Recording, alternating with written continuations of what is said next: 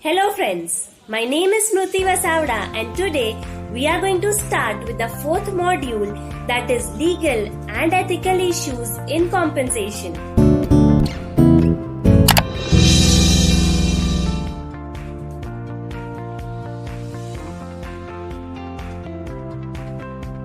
Let us now move to the next act, that is the Payment of Wages Act 1936. This act came into force on 23rd April 1936. It regulates the payment of employees or workers working in the industries or factories.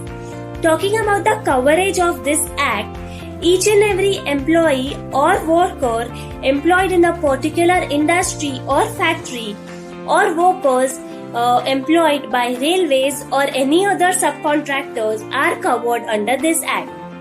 Talking about the responsibility of payment of wages, each and every employer, manager or any other person who employs the workers in their factory are responsible for payment of wages. Coming to the fixation of wage period, the person who is responsible for payment of wages shall fix the wage period which shall not exceed 7th day of the last or the previous wage period. Talking about the time limit, if in a particular factory has more than 1000 workers in a particular financial year, the wages should be paid before the 7th day of the last wage period. Talking about various deductions, the employer is responsible or has the right to deduct various components from the wages of the employees. The components includes fines or absence or house rent allowance, income tax, etc. There are various fines and penalties which are imposed upon the employees or workers in the industry. But before that, the entire list of acts and omissions should be displayed on the campus or on the notice board of the industry. The second essential is an opportunity must be given before charging or imposition of any fine. So basically, each and every employee or worker must get at least one chance to prove himself. The next essential is the total amount of fine shall not exceed 3% of the average salary of an employee. And the last essential is the fine cannot be imposed on a person who is under 15 years of age. The penalty ranges from 500 to rupees 1000 in a particular day. Coming to the next act, that is Payment of Gratuity Act 1972. Payment of Gratuity Act came into force on 16th September 1972. It provides for payment of gratuity to all the employees working with any port, oil fields, plantation, factories, mines, etc. So basically, gratuity is a lump sum amount that the employer pays to the employee in return of the service given by the employee at the time of his retirement or whenever he leaves the service. Talking about the introduction of Gratuity Act, it covers all the employees or it shall apply to all the employees working with ports, mines, plantations, oil fields, factories, etc. And it also covers each and every shop or establishment which has at least 10% on a particular day in a particular financial year or accounting year.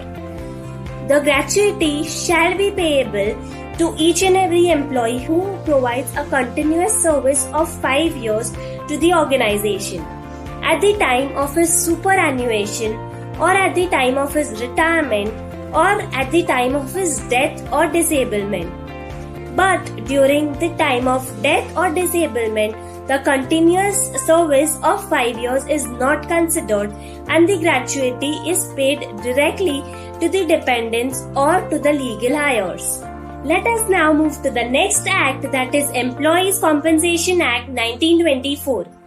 This act came into force on 1st July 1924. It is an oldest but an important enactment because it provides a sense of social security to the employees. It provides the payment of compensation to the workman and his dependents for the injury or death caused by the employment. The objective of this act is to provide the payment of compensation to the family or to the dependents of the workman at the time of his death or during various injuries caused by the employer or during his employment. The applicability of this act includes each and every employee in the organization or in the factory, shop, establishment, etc. It also covers various kinds of injury such as permanent total disablement, permanent partial disablement, temporary disablement, which may be either partial or total, and also during death. The amount of compensation in the case of death is 50% of the monthly salary or monthly wage of an employee or 80,000, whichever is more. In case of permanent total or permanent partial disablement, it is 60% of the monthly wage of an employee or 90,000, whichever is more. And in case of temporary disablement, which may be either total or partial, it is 25% of the monthly wage of an employee.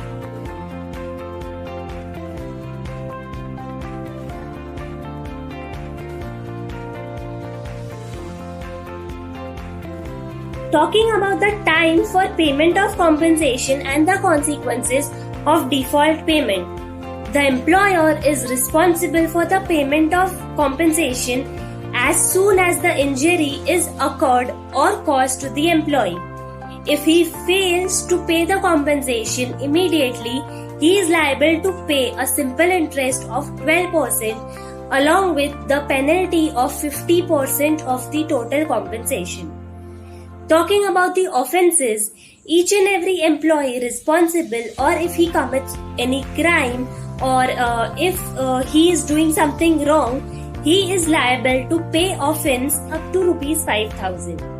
Various crimes or various punishable offences includes maintaining a notice book or sending a report or sending a return. Coming to the next act, that is Employees Provident Fund and Miscellaneous Provision Act 1952. This act came into force on 4th March 1952. It covers 3 types of schemes. The first one is Employees Provident Fund 1952. The second one is Employees Pension Scheme 1995. And the third one is the Employees Deposit Linked Insurance Scheme 1976. It is a legal establishment or legislation that provides for the payment of provident fund, pension and deposit linked insurance scheme to the employees or workers engaged with any factory or establishment. The applicability of this act includes each and every employee or each and every industry or factory which has more than 20 employees or workers on a particular day in a financial year or accounting year. It also applies to any establishment or shop which is officially notified by the central government in the official gazette. Let us now talk about the various schemes under the Act. The first scheme is the Employees Provident Fund Scheme 1952. Talking about the introduction of this scheme, the central government had introduced a scheme for employees called the Employees Provident Fund Scheme. This scheme came into force in 1952. The administration of this fund is done by the Board of Trustees or central government or by central board. Talking about the contribution, both employer and employee are responsible for contributing to the fund. They contribute 12% each of the employee's salary, which includes basic plus dearness allowance. Talking about the investment, the amount received as provident fund can be invested by the Board of Trustees only in the investment or only in the list that is approved by the central government. Talking about the withdrawals or advances, A person can take advance or can withdraw the amount from the PF only for specific reason and only with the rules set in the relevant paras of the Employees Provident Fund scheme. Talking about the full withdrawal, the full accumulation of the fund along with the interest rate can be withdrawn by the employee at the time of death or retrenchment or disability, retirement, migration, etc. Talking about the next scheme, that is Employees Pension Scheme or Employees Pension Fund. The Family Pension Fund 1971 was replaced by the Employees Pension Scheme 1995. Minimum 10 years of contribution of service is required to get pension or for the entitlement of pension. Nominal superannuation is done at the age of 58 years and 60 years in some cases. The scheme provides payment for pension in the following cases. The first includes death. The next one is superannuation or retirement or during any disability which may be either permanent or temporary, partial or total. The amount of pension varies from member to member and from person to person depending on his pensionable salary and pensionable service. The central government contributed to the pension fund at the rate of 1.16% of the wage. Coming to the next scheme, that is Employees Deposit Linked Insurance Scheme. This scheme came into force on 1st August 1976.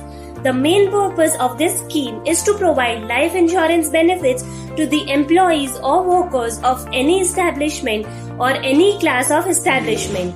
The application of this fund includes all the factories and establishments to which the Employees Provident Fund and Miscellaneous Provision Act 1952 applies. Talking about the contribution to the insurance fund. Here, the employee is not responsible for contributing any amount to the fund, but the employer has the responsibility of contributing 1% of the total wage to the insurance fund. Talking about the administrative expenses, here the employee is responsible for paying for the administrative expenses of the fund, which is around 0.01% or minimum of rupees 2 per month. Talking about the nomination. The nominee under the Employees Provident Fund scheme is treated as the nominee under this scheme.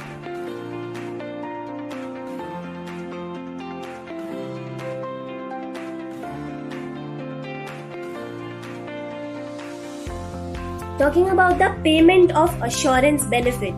In case of death of any employee or worker, the average pay of the preceding 12 months of an employee is paid to the nominee or to the legal heirs.